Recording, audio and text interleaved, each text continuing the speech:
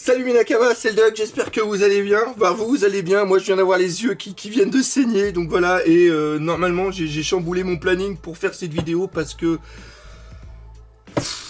j'en ai marre qu'on nous prenne pour des cons. J'en ai marre qu'on nous prenne pour des cons. Alors certains vont dire, je suis un vieux réactionnaire, je suis un vieux con, j'accepte pas le progrès, enfin voilà. Faut pas vivre dans son passé, faut savoir aller de l'avant, mais là non. Là, je dis non. Alors on va expliquer un petit peu pourquoi, hein, parce que quand même, on va remettre un petit peu dans le contexte pourquoi je suis autant énervé. Tout simplement parce qu'il y a des choses qui sont au fond de nous.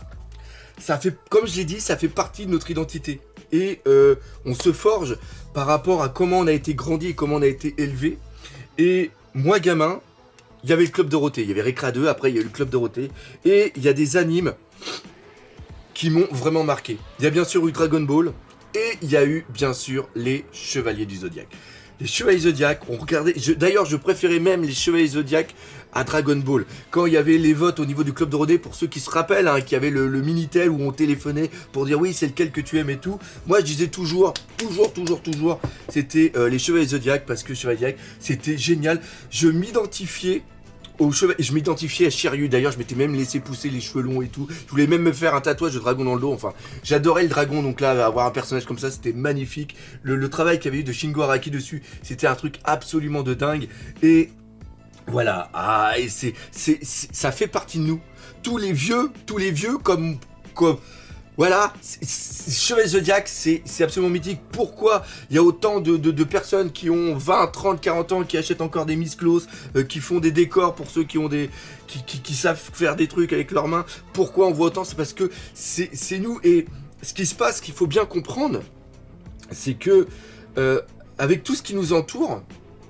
des fois, on va se réfugier dans ces trucs-là. C'est un peu notre Madeleine de Proust.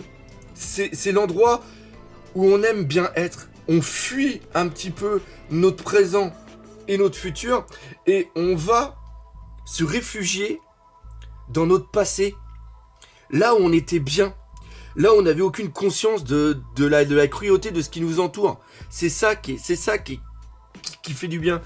Et ce qui se passe, c'est que on regarde par exemple avec le Dragon Ball, on sait que c'est commercial, on le sait que c'est commercial, mais il y a des moments qui viennent nous chercher, quelques-uns. J'ai craché sur Dragon Ball Super, vous êtes au courant. On ne peut pas dire que la plupart du temps, c'était de la grosse merde. Mais il y a eu des passages qui nous ont fait nous lever, qui nous ont fait hurler de plaisir. Le final du combat de Goku avec Freezer, même l'arc avec Trunk, enfin, Mihai Trunk, il y a eu des trucs qui étaient Black Goku, c'était super. Ça nous a fait plaisir. Ça nous a fait plaisir. Et là, ce qui se passe avec Saint Seiya, c'est qu'ils sont en train de prendre quelque chose qu'on adore et ils sont en train de nous le piétiner, ils sont en train de nous le tuer. Pourtant, c'était bien parti.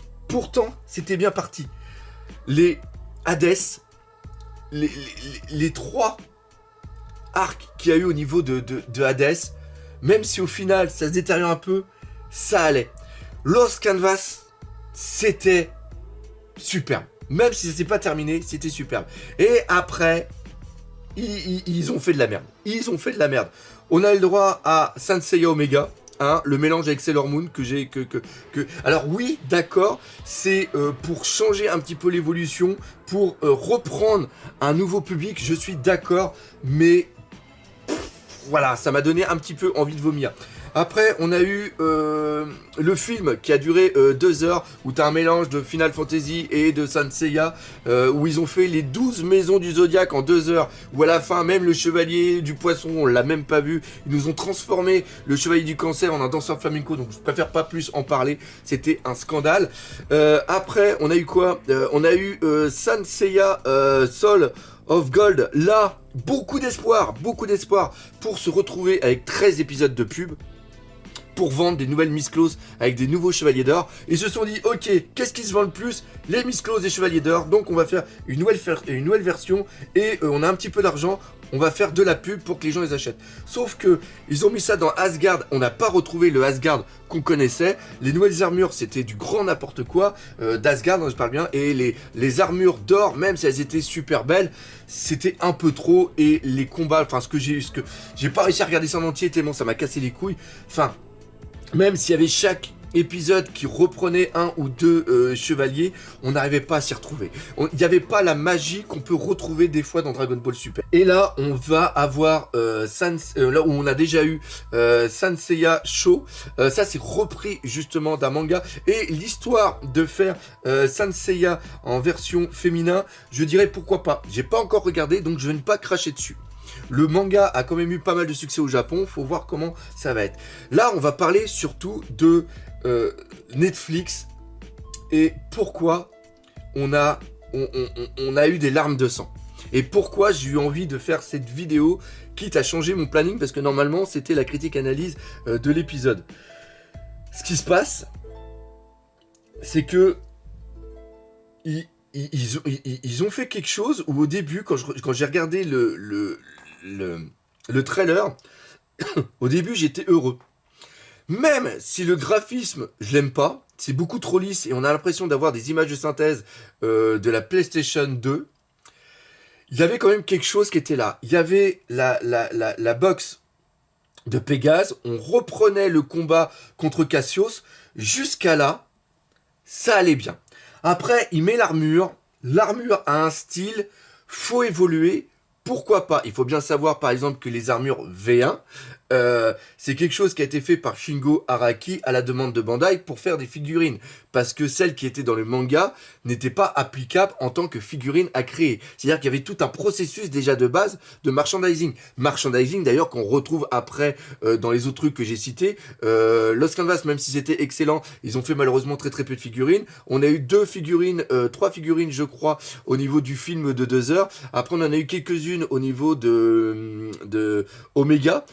D'ailleurs, ça n'a pas du tout fonctionné parce qu'il n'y a presque pas eu de vente, donc ils n'ont pas fait après les autres. Et ce qu'ils font, c'est qu'ils nous refont toujours les mêmes figurines par rapport j'allais dire One Piece, par rapport au Chevalier Zodiac, Sanseiya de base. Ils les refont en EX, etc., etc. Donc là, ils se sont dit, ok, on va filer ça à Netflix, ils vont faire un truc, ils vont réussir enfin à nous dégager le marché américain, parce qu'il faut bien savoir que les Chevaliers Zodiac, ça avait été proposé il y a plusieurs années aux États-Unis. Ils avaient même changé l'histoire des personnages pour que ça colle plus à la mentalité des requins. C'est-à-dire que à l'époque, Yoga, ils avaient marqué que le mec c'était un surfeur qui faisait des compétitions de snowboard. C'est quand même assez fou. Mais à la rigueur. Et ils ont envoyé ça là-bas, sauf que les ricains, peut-être que c'était trop intelligent pour eux, trop profond, ils ont pas aimé. Donc là, ils se disent, ok, il y a un putain de marché américain, faut absolument qu'on les nique, faut absolument qu'on ait des parts de marché, faut absolument qu'on vende, donc on va filer ça à Netflix, parce que Netflix, tu payes 10 €, tu regardes après tout ce que tu veux, donc les gens ils vont regarder. Et s'ils regardent, s'ils aiment, eh bien on va leur filer des putains de figurines à vendre. C'est ça le but. C'est un but purement mercantile, alors qu'ils le fassent. Je suis d'accord. Ça, j'en ai rien à foutre. Il faut vivre, faut vendre. C'est le marché. On va pas aller en sens contraire. Mais bordel de merde. On peut pas dénaturer une œuvre autant en seulement 1 minute 22. On peut pas. Et bah si, ils ont réussi à le faire. Et le pire, c'est qu'au début, ils te présentent quelque chose qui est beau. Donc, désolé, je vais partir dans la vulgarité, ça va être plus fort que moi. Au début, j'ai l'impression qu'ils te mettent de la vaseline. Ils te présentent une box de Pégase. On reprend Cassius et Seyar. Il y a le combat, ça va bien. Ils remettent une armure qui ressemble à un mix entre la V2 et la V3, ils auraient fait la V1, ça aurait été tellement magnifique. Mais non, on change, comme j'ai dit, c'est pas grave, on évolue. Et après, ça part en couille. Ça part en couille. Quel est le but de te foutre une putain de box que tu te prends sur le dos et tu te ramales ton armure pour après te foutre un putain de pendentif, te le balancer par terre et que t'as l'armure qui apparaît? C'est quoi ce délire? C'est quoi? C'est pourquoi? C'est pour vendre des chaînes? Je sais pas. Répondez-moi, je ne sais pas. C'est la première chose. Après, il y a des hélicoptères qui arrivent et des gens qui leur tirent dessus. Et là, il y a Sean, on parlera après de Sean. On parlera après de Sean. Ça, je le garde pour la fin. Qui fait une protection. Alors, on reprend un petit peu en arrière. Il y a eu le fillers qui avait été fait au niveau de yoga où il y avait son maître cristal qui était présent et il construisait dans mes souvenirs une sorte de grande pyramide et le maître cristal avait été justement pris par le grand pop et il y avait des mecs qui étaient là avec des armes et ils ont tiré sur les chevaliers qui je me rappellerai toujours, il y avait eu, je crois que c'était Seyar qui avait pris toutes les balles dans ses mains puis après ils les avait mis par terre. Si on voit une sorte de petite référence et tout, pourquoi pas? Mais là, un putain d'hélicoptère et tout, est-ce que c'est ça les méchants? Je sais pas quel va être vraiment le... Est-ce que le grand pop, ça va être une grande multinationale? Je ne sais pas. Je ne sais pas. Et après, on voit des chevaliers noirs arriver avec des armures qui ont l'air électroniques. Ils ont une putain d'œil au milieu. Et tu as Cassius qui est là. Quand tu sais Cassius, comment il va être utilisé plus tard, tu te dis pourquoi?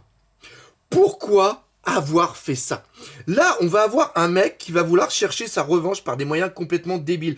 Alors que la rédemption qu'il y a dans dans l'anime est magnifique.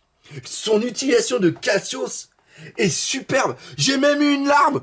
J'ai même eu une larme pour lui. Donc voilà, donc déjà ça, tu te dis, pourquoi? Et après, et là, je sais pas si je vais me retenir, tu as Sean qui a été transformé en personnage féminin. Alors je peux le comprendre. L'erreur a été faite. L'erreur a été faite dans la version française, quand regardé au Club Dorothée, ne serait déjà que dans l'opening. Quand tu vois les chevaliers qui reçoivent, qui ont leur armure, à un moment quand tu vois Sean qui tourne, tu vois vraiment que Sean est dessiné avec un personnage, avec c'est-à-dire que l'animateur qui a fait ça, il l'a pris quand même à quelque chose d'assez anguleux. Et enfin pas anguleux, quelque chose de vraiment arrondi, et on a vraiment, avec les cheveux et tout, on a vraiment l'impression que c'est une gonzesse. Et même après, ils ont mis la voix française pendant 5 ou 10 épisodes. Je crois que c'est jusqu'au moment où quand ils ont fait le doublage, quand Iki il a dit mon frère, ou Sean il a dit ah c'est mon frère, là, enfin non, quand Iki il a dit ah oui mon frère, là ils ont dit au doublage, ils ont dit oh putain on a peut-être fait une erreur. Alors ils avaient pas le temps de refaire tout le doublage, vu que les épisodes étaient déjà sortis. Là après ils ont changé en cours de route. Mais l'erreur est compréhensive et ils ont rectifié. C'était le début de Saint Seiya.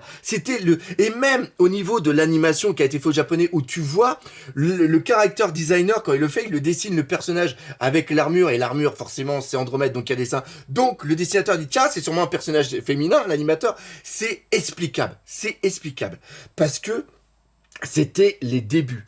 Là, putain, ça a plus de 30 ans. Le mec qui fait ça pour Netflix, normalement, il doit savoir l'importance de chaque personnage, comment travailler le personnage et comment le faire évoluer. Le personnage de Sean est sûrement le personnage le plus important et qui a le plus de profondeur au niveau de Saint Seiya, au niveau des Chevaliers du Zodiaque. Seyar, j'ai jamais aimé. Je l'ai jamais aimé, pour moi c'est un personnage qui est hyper lisse. Même si à la recherche de sa sœur, je vois un personnage qui est hyper lisse. Contrairement par exemple à Yoga, où on voit une renaissance du personnage au niveau de la bataille du sanctuaire par rapport à sa mère, le fait qu'il soit mis dans un cercueil, le fait que le cercueil s'ouvre et après qu'il ressorte, il y a une symbolique qui est autour qui est vraiment hyper belle. Il y a aussi un très beau travail sur Iki, il y a un très beau travail sur Shiryu, même si bien sûr il est moins profond, mais sur Sean, c'est un truc de fou. C'est, comme je dis, on s'identifie à n'importe quel personnage. Moi, c'était Shiryu, et il y a énormément de gens qui ont dû se retrouver dans Sean, ce personnage qui arrive pas à se définir. Même si, alors par contre, je vous prie, je m'excuser si je vais choquer certaines personnes, c'est vraiment très très dur à en parler justement, on va arriver dans le politically correct, on va en parler juste après, c'est-à-dire que moi, Sean, tel que je le voyais, ce n'était pas quelqu'un qui était gay, parce que il avait il était amoureux de la disciple, la fille, justement de son maître. Mais par contre, on voyait bien qu'il y avait une sensibilité qui était vraiment énorme au niveau du personnage. C'est quelqu'un qui voyait le bien partout, qui ne voulait pas utiliser sa force. C'est le premier chevalier de bronze à s'être éveillé au 7e sens. Ça, il faut bien le savoir. C'est quand même hyper important. C'est peut-être celui qui était le plus puissant, mais qui utilisait moins sa force. Et même si ça nous énervait toujours, qu'il y ait son frère qui soit obligé de venir pour le défendre, c'est justement cette personne qui sent qu'en lui, il a un énorme potentiel, mais qui ne veut pas l'utiliser c'est hyper dur. Et c'est ça qui est bien. C'est parce que à travers ce personnage, c'est un personnage qu'on ressentait plus au fond de nous, il a plus de choses que les mots peuvent exprimer. Et là, en le transformant en fille, on a voulu faire du politically correct. C'est simplement ça. Et c'est aussi pour attirer une clientèle. Parce qu'ils ont voulu que dans ce groupe de personnages, il y ait une fille pour attirer le public. Et c'est dénaturer l'œuvre originale. Je suis d'accord qu'on prenne une œuvre et que l'on fasse une autre version. Mais faut garder les fondamentales. Il faut garder les fondamentales. C'est l'histoire de jeunes qui se cherchent et qui ont beaucoup trop de responsabilités. C'est ça l'histoire. C'est ça l'histoire. Et ce qui se passe, c'est que même s'ils cherchaient un personnage féminin, il y avait tout un travail qui pouvait être fait sur Athéna. Athéna qui a le sort du monde entre ses mains, qui est là en retrait par rapport à des chevaliers, par rapport à des hommes qui en arrière. Et là, il y avait possibilité justement par rapport au fait que ça soit la déesse de la guerre, de la mettre aussi avec son armure et de la mettre devant, de la mettre comme celle qui dirige. Ça aurait été beau. On pouvait le faire. Mais là, ils ont choisi de faire ça. Pourquoi? Parce que faut que ça soit du politically correct, faut qu'on pense comme ça, faut que ça soit comme ça. Et c'est ça qui me casse les couilles. C'est-à-dire que maintenant, on ne peut plus rien faire de peur de choquer les gens. De peur qu'il y en a qui disent oui, mais non, regardez, ils ont fait ça, c'est complètement débile et tout. Non, en plus, c'est exactement l'effet inverse qu'il va y avoir. C'est-à-dire que tu prends un personnage comme Sean que tu mets en version féminin, pour ceux qui ne connaissent pas, alors pour ceux qui connaissent comme moi, ça c'est dur, mais imagine un jeune qui ne connaît pas, qui va s'identifier, le traitement qu'il va y avoir du personnage, ça va être quelque chose d'hyper caricatural. Ça va être, je suis en train de m'avancer, hein, j'ai pas encore vu, mais ils vont sûrement l'axer comme ça, la fille rebelle et tout, et ça va être n'importe quoi, une armure rose avec des chaînes, enfin, c'est du cliché, et en plus, quand tu reprends par rapport parce que là, c'est ce que je vous parle là, c'est par rapport aux intonations qu'on a dans les échanges qu'il y a avec justement Seiya. C'est pas le même personnage qu'ils vont reprendre par rapport à la mythologie, par rapport à Andromède qui est enchaîné, qui va se sacrifier justement pour sauver son peuple, c'est la personne qui doit être mangée tous les ans, offert en sacrifice, et c'est justement Pégase. Comment il s'appelle le mec qui est sur Pégase? Merde, je me rappelle plus son nom. Bon, enfin bref, le mec est sur Pégase et qui va venir la délivrer. Il y a toute une relation là-dedans. Et ça, je le sens qu'ils vont faire de la merde. Et j'en ai marre qu'on fasse de la merde avec les Chevaliers Zodiac, avec Saint Seiya, pour un but purement mercantile et pour un but de ne pas froisser certaines mentalités. Parce que là, ça va être exactement l'inverse qui va se produire. On commence rien que déjà avec un putain de trailer, on est en train de gueuler, je sais pas, j'ai pas regardé ce qu'il y avait autre part, parce que là, j'ai pris la caméra, j'ai essayé de faire cette vidéo, je sais pas s'il y en a d'autres qui ont gueulé aussi ou qui ont fait des trucs, mais bordel quoi, bordel. Cracher autant à la gueule d'une œuvre depuis autant de temps. Laissez Saint Seiya mourir. Laissez-le rester dans nos souvenirs et laissez la nostalgie faire son travail. Plus tu vieillis, plus tu idolâtres ce que tu as perdu. Faut pas recontinuer avec Saint Seiya. Ou alors faites-le bien. Faites-le comme vous l'avez fait avec Hokuto no Ken. Faites-le comme vous êtes en train de le faire avec Captain Tsubasa. Reprenez la base et refaites-le avec les technologies du jour. Refaites-nous vivre. Prenez l'enfant qui est au fond de nous. Faites-le pleurer. Faites-le hurler. Pas de colère comme je suis en train de faire, mais faites-le hurler de joie. Saint Seiya a tellement marqué, et même si ça n'a pas fonctionné aux États-Unis, ça a tellement fonctionné en Espagne, en Italie, en Amérique du Sud. C'est un truc totalement de dingue. C'est ça qui me casse les couilles. C'est ça qui me casse les couilles. Laissez Saint Seiya crever. Et nous, fans, on va le faire revivre. C'est ça. C'est ça.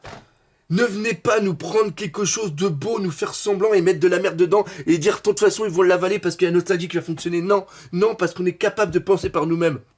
On est capable de comprendre les choses et on est capable d'accepter les choses. C'est pas parce que c'est pas politiquement correct qu'il y a de l'ambiguïté avec un personnage qu'obligatoirement il y en a plein qui vont se déchaîner contre le manga. Non, parce qu'on sait si c'est expliqué pourquoi il est comme ça, il y a aucun souci. En plus, quand tu vois, comme je le dis, c'est la profondeur du personnage, bordel de merde. C'est putain. Ça me casse les couilles. Ça me casse les couilles. Donc voilà, j'avais envie de faire cette vidéo. Dites-moi vous, dans les commentaires, je sais même pas, je mettrai le lien de du trailer. De toute façon, vous tapez Saint Seiya Netflix et puis vous trouverez quoi. Mais bordel de merde quoi. Laissez Saint Seiya, ou alors laissez les fans faire quelque chose. Parce que nous l'avons encore au fond de nous. Moi, je sais pas dessiner, je sais rien faire. Mais voilà, regardez Alki, ce qu'il avait fait au cartooniste, il avait fait un trailer d'Hadès, c'était pas encore sorti, et Shingo Araki était présent, l'a remercié, et c'est peut-être, ils l'ont dit après, c'est peut-être grâce à lui, c'est en partie grâce à lui qu'on a eu après Hades. Bordel. Voilà. Casse les couilles. Et ça va continuer, hein. Ça va continuer. Ils vont nous reprendre plein de trucs, ils vont nous massacrer. Et tant qu'on va pas gueuler, tant qu'on fera rien du tout, eh bien les gens, ils penseront seulement qu'à leur gueule, ils penseront seulement qu'à leur putain de pognon. Ça m'énerve. Donc voilà, j'arrête là-dessus la vidéo, hein. Je sais même pas comment l'arrêter. Voilà. Ce qui se passe, c'est que c'est pas le mec de 40 piges qu'on a plein le cul. C'est le gamin qui est au fond de lui. Comme je disais, Saint Seiya, c'est l'un des seuls trucs qui nous permet des fois d'oublier un petit peu ce qui nous entoure. Le plaisir pendant 20 minutes de regarder un ancien dessin animé, c'est l'enfant. C'est la personne qui est arrivée. C'est pour ça que ça marche, Dragon Ball. C'est parce que vous arrivez un petit peu au fond de nous à parler à l'enfant qui est là. Tout est en émotion. Donc ce que vous pouvez faire en négatif, comme je suis en train de gueuler ici comme un con, si vous aviez fait un truc qui était magnifique, on aurait été les premiers à vous adouber. Donc voilà, ok. Bon, je pense que je me répète, je vais arrêter ici parce que ça sert à rien de gueuler plus. On va continuer. Voilà, c'était une vidéo comme ça. Je vais la terminer ici. N'hésitez pas à laisser des commentaires, partagez aussi la vidéo. Mettez des pouces bleus, mettez des pouces rouges, j'en ai absolument rien à battre, mais parlez-en, voilà, c'est ça. Allez, moi, je me casse, j'ai autre chose à faire.